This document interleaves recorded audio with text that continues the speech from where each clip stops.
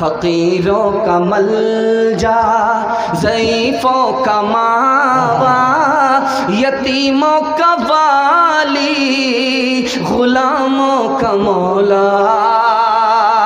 काम करुद और लोभ का मारा, जगत न आया रास।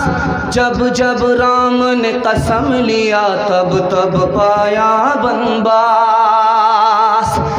छोड़ के अपने महल तो महले, जंगल जंगल फिरना, औरों के सुख चैन की खातिर हर संकट में घिरना।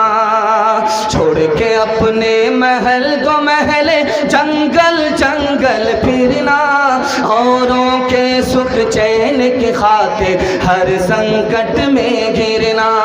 है यही राम के लेख की रेखा, आ गया अब विश्वास। जब जब राम ने कसम लिया, तब तब पाया बनवास। बहुत अच्छे माहौल में बड़ी तेज़ी के साथ जलसा निकल गया। गुलजार साहब 200 रुपये दिए हैं। अल्लाह गुलजार को गुलजार बनाए। कबूलियत की घड़ी है। दूसरा पैगाम देने के लिए जा रहा हूँ। रबीउल अव्वल का महीना आ रहा है। इंशाअल्लाह धूमधाम से रबीउल अव्वल मनाएंगे। हाथ उठा दीजिए। हर साल का रिकॉर्ड तोड़ देंगे। हाथ उठा दीजिए इंशाअल्लाह। बाईपास जा रहे हैं, चूँकि बड़हरा कोठी में 12 बज जाने के बाद जो भी आएगा वो हाफ पागल होगा, और जो नहीं जाएगा वो फुल पागल होगा। एक तो हम हाफ पागल हैं कि 12 बज जाने के बाद आपको जलसा सुनाने के लिए बैठे। आप फुल पागल हैं कि जाने का नाम नहीं ले रहे हैं। खैर, दोनों पागल एक जगह जमा होंगे तो ये रांची ही होगा, ये बड़हरा कोठी नहीं होगा। ध्यान से सुनिएगा। दूसरा पैगाम बहुत तेज़ी के साथ लेकर के आ रहा हूँ। इसको बहुत ध्यान से सुनिएगा जो मैं आपको सुनाने के लिए जा रहा हूँ। रात का टाइम है। गुरुजी और चेला दोनों जंगल में, भूख लगी तो गुरुजी ने चेला से कहा कि बेटा लकड़ी काट करके लाओ। कहा गुरुजी पाँव में बहुत दर्द है, आप ही जाइए काट लीजिए। कहा बेटा आटा गोंद लो, रोटी पकानी है, भूख लग रही है। कहा गुरुजी बहुत थक गया हूँ, आप ही ये काम कर लीजिए। कहा कि बेटा सालन बना दो। कहा गुरुजी ये भी काम हमसे नहीं होगा। जब खाना पक करके तैयार हो गया, दस्तरखान पर लग गया, तो गुरुजी ने कहा बेटा खाना तो खा लो। कहा कि गुरुजी बार बार इनकार करना अच्छा नहीं है, इनकार करते हुए शर्म आती। सच्चे आशिक और झूठे आशिक की पहचान आपको दिखाने के लिए जा रहा हूँ। रबीउल अव्वल को सामने रखिए। दूसरी मिसाल आपके सामने आ रही है। लड़की जा रही है, अभी जो आप देखेंगे सड़क पे, लड़का लड़की दोनों एक साथ पास कर रहे हैं। अच्छा, जो लड़की के कंधे पर लड़के का हाथ है वो उसकी साली है। बहन से ज़्यादा साली पर आज इस जलसे में वो मेहरबान नज़र आ रहा है। आइंदा कभी भी आप लोग जलसा कीजिए, आने वाले मस्तूरात का रास्ता अलग होना चाहिए। मर्दों का रास्ता अलग और औरतों का रास्ता अलग। अगर मेला ठेला में औरत आती है तो जलसे में औरत को आने की पाबंदी लगा लीजिए। दिन में उनके लिए जलसा कीजिए, मर्दों को मत बुलाइए। रात में उनके जलसे पर पाबंदी लगा दीजिए। याद रखिए कोई ऐसा कांड हो जाएगा कि ज़िंदगी भर के लिए बड़हरा में जलसा होना नसीब नहीं होगा। इसलिए ध्यान रखिएगा।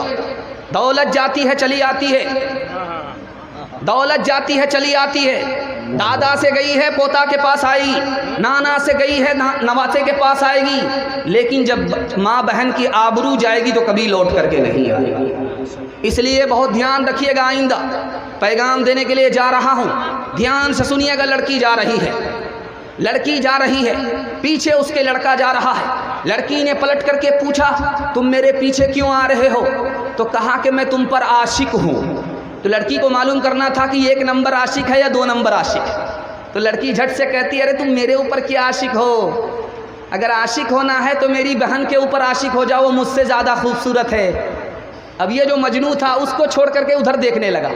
तो लड़की ने एक तमाचा खींच करके मारा। तू कहता आशिक है, तू झूठा आशिक है। अगर आशिक होता तो मेरी तरफ तुम्हारी नज़र होती, गैर की तरफ तुम्हारी नज़र नहीं जाती।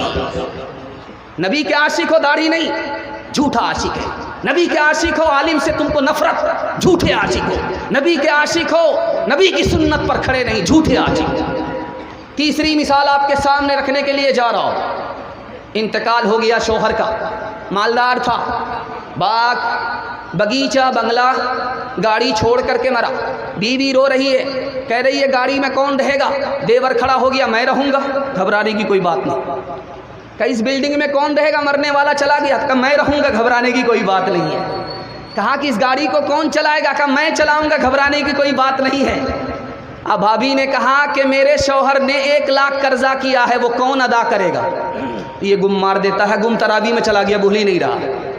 तो भाभी ने कहा ओ मतलब के लिए तो हाँ हाँ करते थे, और जिम्मेदारी पूरी करने के लिए नाना जुलूस निकालना है, झंडा निकालना है, यहाँ से वहाँ डीजे से लोगों के कान के ताले फाड़ देना। लेकिन नबी की सुन्नत पर कौन खड़ा होगा? तो दूसरे लोग खड़े होंगे, हमको फुर्सत नहीं है। झूठे आशिक है। ध्यान से सुनिएगा, ये जुलूस कब से निकला? नबी सल्लल्लाहु अलैहि वसल्लम की हिजरत के 600 साल तक कोई जुलूस नहीं निकला। रबीउल अव्वल में कोई जुलूस नहीं निकला। 600 साल गुजर गए, कोई जुलूस नहीं निकला। जब 7वीं सदी आई, 700 साल के बाद एक रियाकार बादशाह गुजरा, मूसिल शहर का बादशाह गुजरा। उसने जुलूस निकाला ताकि लोग इसके बहाने से वोट देंगे और मैं सत्ते में रहूँगा। इस सियासत से उसने रबीउल अव्वल का जुलूस निकाला। हज़रत अबू हुरैरा रज़ी अल्लाह अन्हु फरमाते, जिस दिन नबी हिजरत करके मदीना आए थे तो मदीना रोशन नज़र आ रहा था। जिस दिन नबी मदीना छोड़ करके गए, मदीना चारों तरफ से तारीक नज़र आ रहा था। 12 रबीउल अव्वल में हमारे नबी ने दुनिया को छोड़ा। अब जश्न मनाना चाहिए या सोग मनाना चाहिए? सोग मनाने का हुक्म नहीं है, जश्न मनाने की इजाज़त नहीं है। ईद में तो इजाज़त है, बकरीद में इजाज़त है, विलादत में इजाज़त नहीं है। इंशाअल्लाह नबी की सुन्नत को दांत से पकड़ेंगे, जश्न नहीं मनाएंगे, अपनी ज़िंदगी का जायज़ा लेंगे।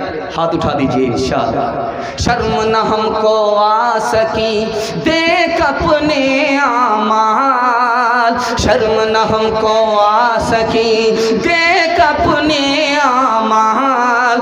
कभी तो इतना सोचता, कभी तो इतना सोचता, काहे हुआ ज़वाल, काहे हुआ ज़वाल। अल्लाह और रसूल पर है जिसका ईमान, अपने मन की सब करे वो कैसा इंसान, वो कैसा इंसान।